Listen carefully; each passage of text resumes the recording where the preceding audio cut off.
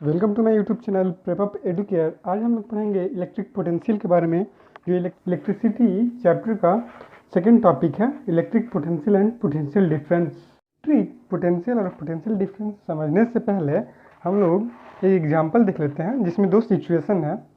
इसमें दो बीकर्स हैं। केस वन पहले देख लेते हैं हम लोग। इसमें दो बीकर्स हैं और सेम अमाउंट ऑफ वाटर दोनों बीकर्स में है और एक हम लोगों ने एक पाइप से कनेक्ट कर दिया।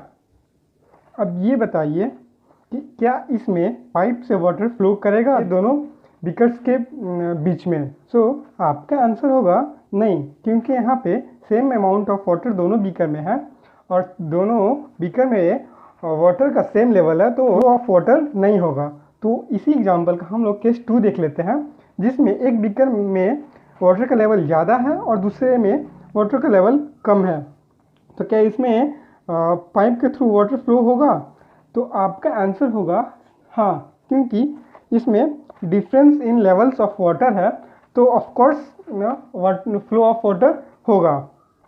तो हम लोगों ने इस एग्जांपल में क्या देखा कि मूवमेंट ऑफ वाटर के लिए हम लोग का जो डिफरेंस इन लेवल, यानी जो वाटर का लेवल है बीकर में, उन दोनों के बीच में डिफरेंस होना ज़रूरी है। ऑल्दो हम लोग जानते हैं कि वाटर जो है वो always high concentration to low concentration move करता है। तो यहाँ पे वाटर का हाई कंसंट्रेशन है और यहाँ पे लो कंसंट्रेशन है, तो यहाँ से यहाँ मूव करेगा। तो हम एक दूसरा एग्जांपल देख लेते हैं टेम्परेचर के केस में। दूसरे एग्जांपल में हम लोग मान लेते हैं दो बॉडीज आपस में कनेक्ट हैं, जिसमें एक बॉडी का टेम्परेचर 80 डिग्री सेल्सियस है और दूसरे का टेम्परेचर 20 डिग्री सेल्सियस है।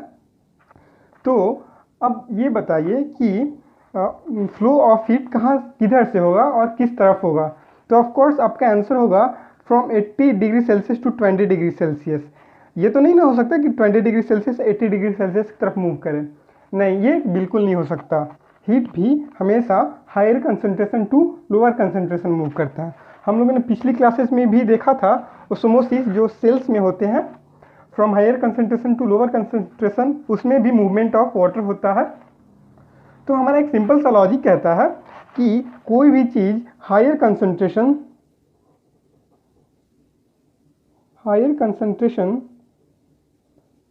टू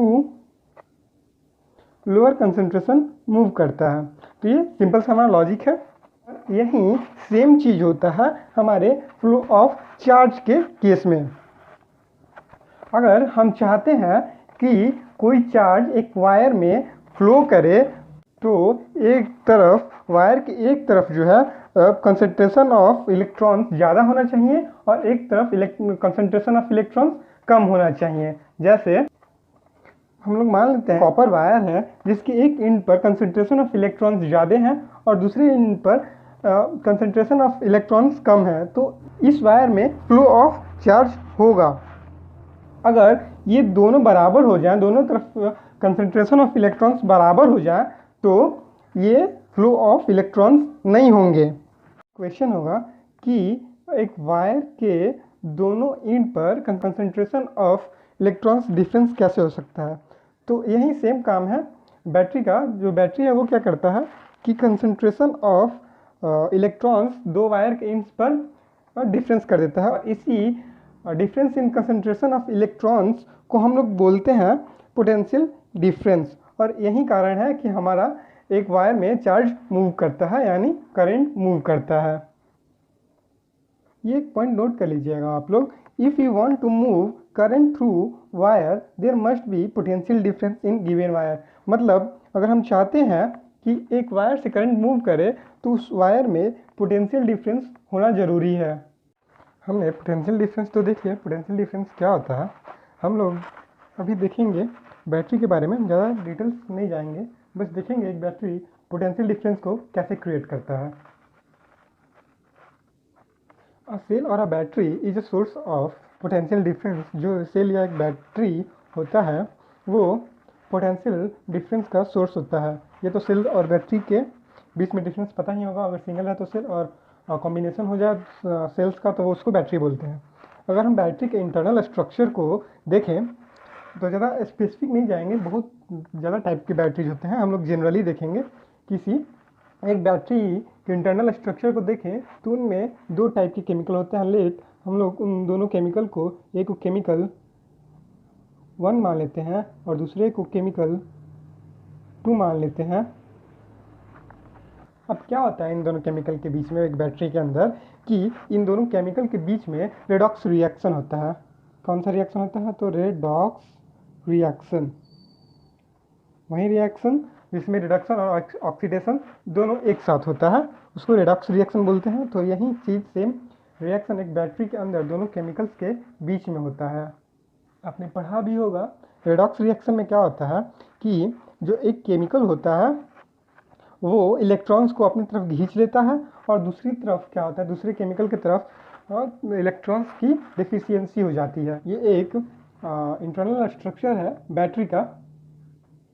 अब क्या होगा कि मान लीजिए बैटरी के जिस साइड से इलेक्ट्रॉन्स निकल जाएंगे तो वहाँ पे इलेक्ट्रॉन्स की डिफिशियंसी होगी और वहाँ पे अब क्या ज़्यादा अमाउंट में होंगे, तो वहाँ पे होंगे प्रोटॉन्स ज़्यादा अमाउंट में होंगे। तो उस तरफ हमारा बैटरी का चार्ज होगा प्लस, और जिस तरफ इकट्ठे होंगे इलेक्ट्रॉन्स तो उस तरफ इलेक्ट्रॉन्स ज़्यादा होंगे, तो उस तरफ हमारा बैटरी का चार्ज जाएगा माइनस। तो ये बात समझ में आ गई होगी आप लोग को। यहाँ पे प्रोटॉन्स ज़्यादा होंगे तो हम लोगों ने पॉजिटिव साइन दिया, और यहाँ पे इलेक्ट्रॉन्स ज़्यादा हैं तो यहाँ पे हम लोगों ने निगेटिव साइन दिया। ये मैंने डिनोट किया है इलेक्ट्रॉन्स को ई से और प्रोटॉन्स को पी से। तो ये क्यों हुआ? ये हुआ था हम लोग का वो रिडॉक्स रिएक्शन के चलते। अब ये जितना ज़्यादा रिएक्शन होगा उतना ज़्यादा बैटरी का पोटेंशियल डिफरेंस होगा, यानी मतलब जितना ज़्यादा तेज़ी से रिएक्शन करेगा और जितना ज़्यादा अमाउंट में रिएक्ट करेगा उतना ही ज़्यादा इस बैटरी का पोटेंशियल डिफरेंस होगा।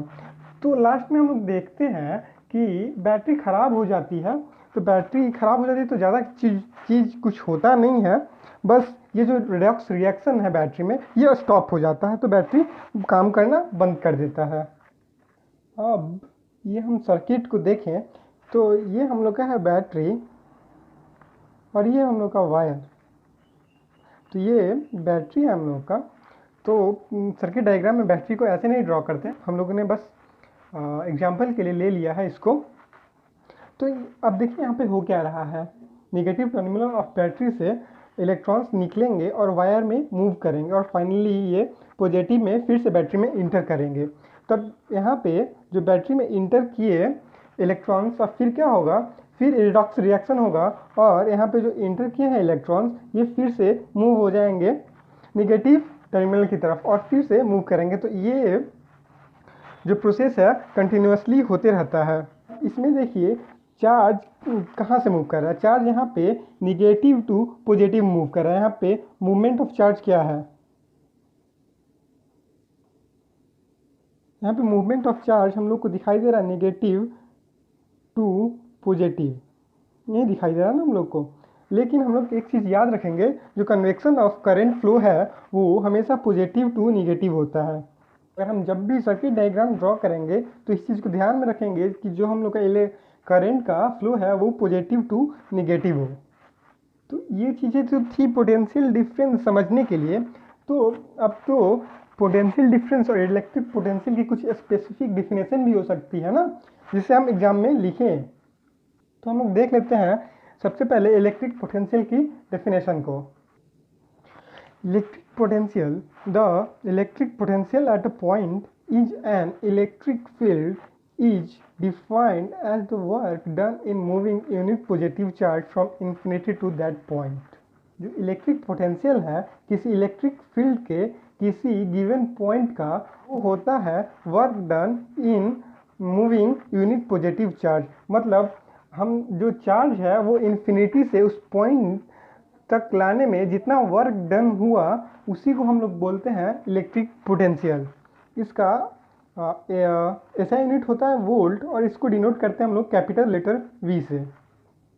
आगे डिफाइन करवा दूंगा आप लोग को 1 वोल्ट किसको बोलते हैं। अभी फिलहाल हम लोग देख लेते हैं potential difference. The potential difference between 2 points in an electric circuit is defined as the amount of work done in moving a unit charge from one point to another.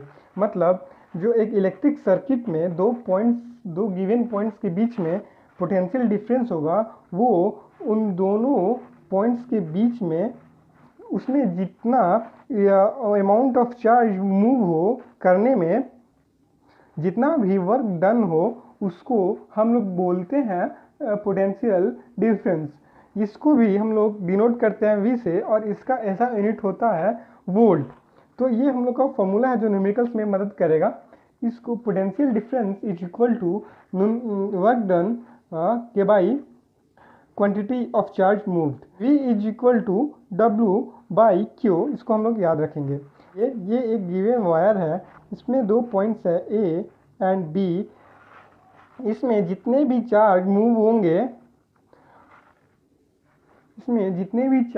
होंगे उनको मूव कराने में जितना भी वर्क डन होगा उसको हम लोग बोलेंगे पोटेंशियल डिफरेंस। तो हम लोग अभी देख लेते हैं 1 वोल्ट किसको बोलते हैं। The potential difference between 2 points is said to be 1 volt if 1 joule of work is done in moving 1 coulomb of charge.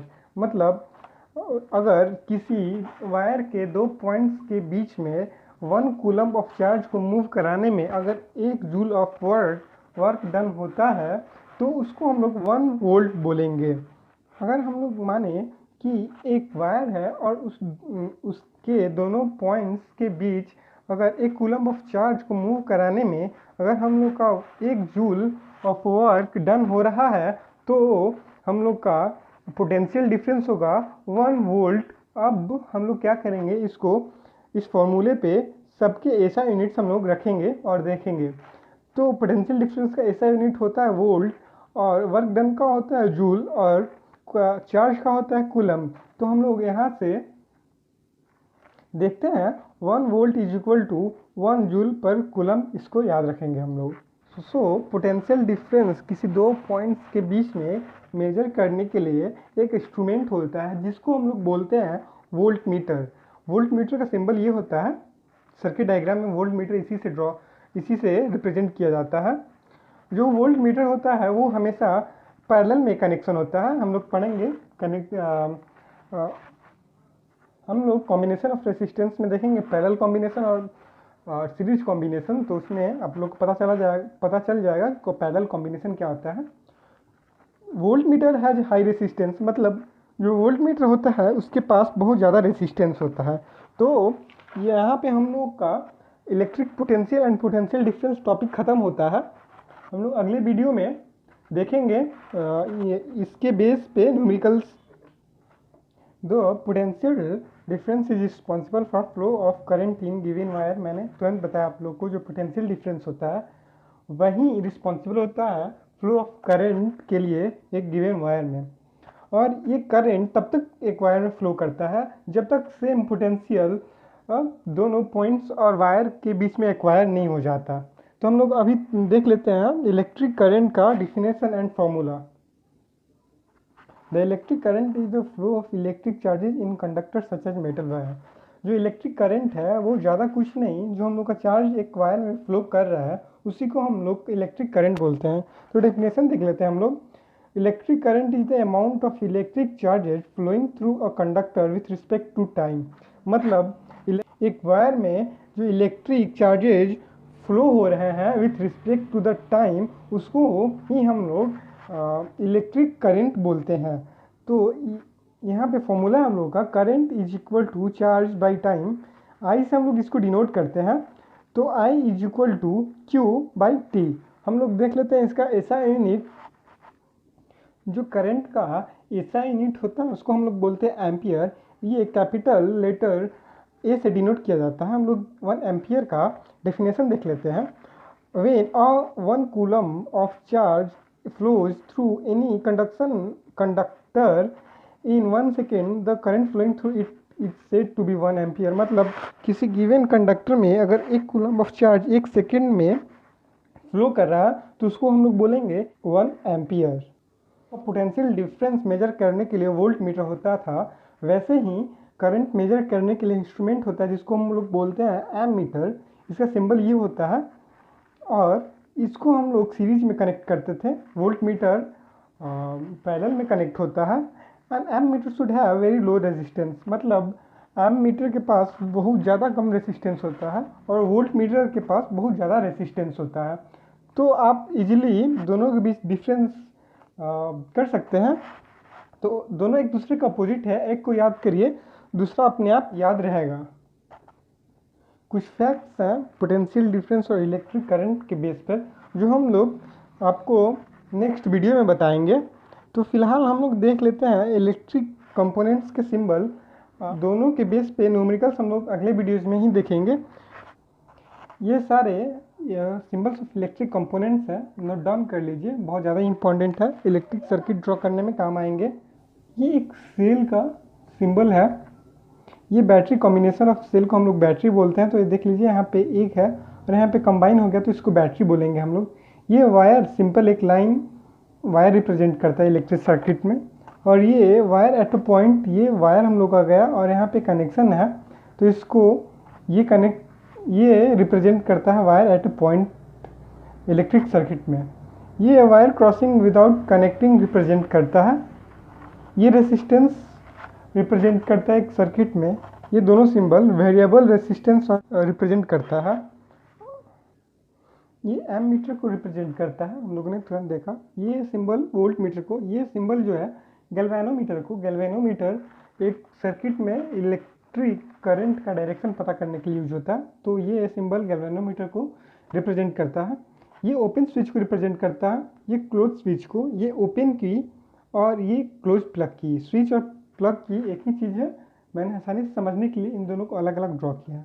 ये जो बल्ब है, ये दोनों सिंबल्स बल्ब को रिप्रेजेंट करता है एक इलेक्ट्रिक सर्किट में। If the video was helpful for you, then please like and share with your friends, and if you are new to the channel, then subscribe this channel. Thanking you and keep learning. And if you have any doubts or numerical problem, then ask us in comment, or you can WhatsApp us.